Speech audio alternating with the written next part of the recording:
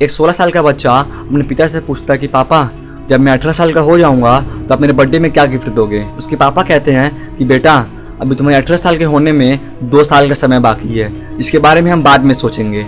अब 1 साल बीत जाता है और वो 17 साल का हो जाता है। एक दिन वो अपने स्कूल से घर पे जा रहा होता है तो अचानक से रास्ते में गिर जाता है और जब एक खबर उसके पिता को चलती है तो उसे फटाफट हॉस्पिटल में एडमिट करवाते हैं।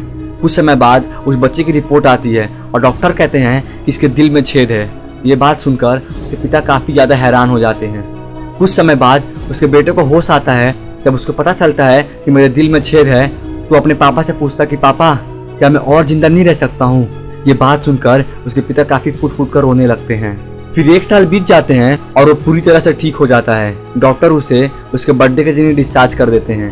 जब वो अपना बर्थडे सेलिब्रेट करने अपने घर पे जाता है तो देखता है कि उसके पापा घर पे नहीं है। वो अपने पूरे घर में ढूंढता है लेकिन उसके पापा उससे घर पे नहीं मिलते हैं। वो कई जगह अपने पापा को ढूंढता है फिर भी उसके पापा उससे नहीं मिलते हैं। फिर वह थक हार कर अपने कमरे में जाता है तो देखता है कि उसके बेड पे एक लेटर पड़ा है।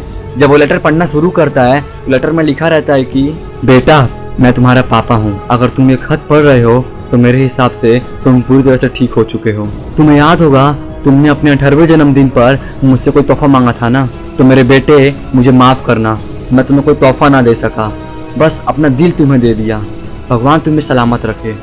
इतना याद रखना मेरे दोस्त कि कभी अभिमान तो कभी स्वाभिमान है पिता, कभी धरती तो कभी आसमान है पिता। जन्म दिया है अगर माँ ने तो जानेगा जिससे जग, वो पहचान है पिता। मेरे दोस्त, अगर बात से सहमत हो तो प्लीज अपने पापा की हरदम इज्जत करना। चाहे जिंदगी में कितने बड़े क्यों ना हो जाओ, अपने पापा की बरोबरी कभी मत करना। मिलते हैं अगले वीडियो में। तब तक जय हिंद, जय भारत।